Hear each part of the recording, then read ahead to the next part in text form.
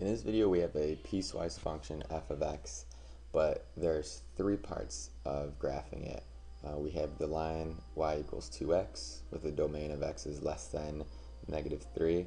We also have the line right here of y equals -1, and then the domain is -3 is less than x, which is less than or equal to 2.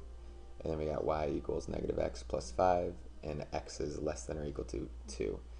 So this would probably be the most involved type of piecewise functions you'll see, at least in our class. But the first thing that you want to do is go ahead and graph this. I'll use method 2, which we won't use any erasing for. So I will, whoops, I want to do that in green.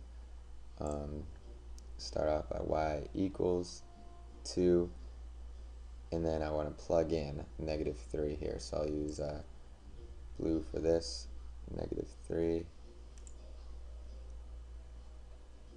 Alright, so then y will equal -6 whenever x is equal to -3. So this will be our point right here, and we'll graph this. And because it's less than, we will use an open circle or open dot. So let's come down here, we'll do a back 3 and then down 6, 1, 2, 3, 4, 5, 6, and then we set an open dot because it's less than, and then we will graph a line from there. So our slope is 2, so and because also we are going backwards, it says x is less than -3. We want to graph backwards, not forward. So our slope is going to be 2, so we normally go up 2 over 1. Since we're going backwards, we want to go down 2, back 1. So I will plot this line, down 2, back 1, down 2, and then back 1. So that's what it's going to look like.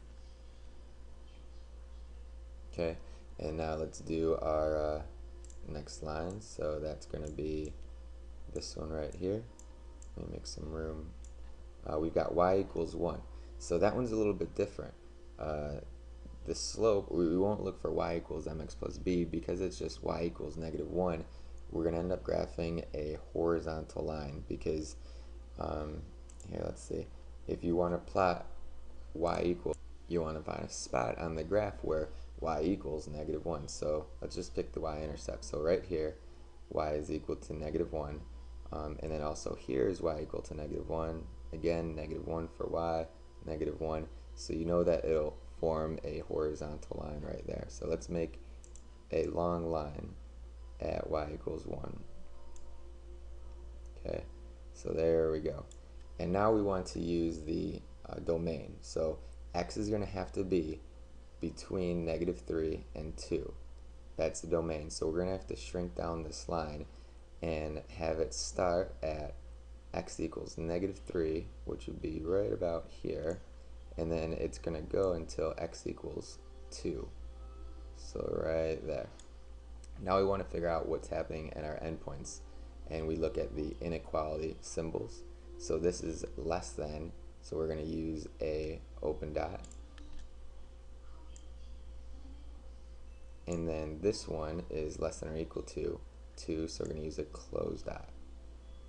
Okay, so whenever you see domains that actually have like two parts like this, it's a compound inequality, then you're going to have a segment right here. It's not going to be a line starting at one point going on towards infinity, but it'll be just a segment. So let's keep going with this. Our last line to graph will be y equals -x plus 5. I'll use method 2 by plugging in a value for x right there. So we've got y equals -x plus 5. I'm going to go back and plug in my 2 right here, and then I will solve it. So we've got y equals -2 plus 5. That's going to equal a +3, and that's when x is 2. So our point is going to be 2 comma +3. We'll plot that on our graph. So we'll go over here, over 2, up 3, 1, 2, 3, and then because our inequality is less than or equal to, you want to use a closed or filled in dot. So that's going to go right here. It's going to be filled in. And then our slope is -1. So we're going to use our line tool to go down 1, over 1, down 1, over 1, down 1, over 1. So you can do that a few times, and then I'm going to extend my line, and that's going to be the last line to graph. So we have all 3 lines in our piecewise function. The domains are reflected, and that will be the end of the problem.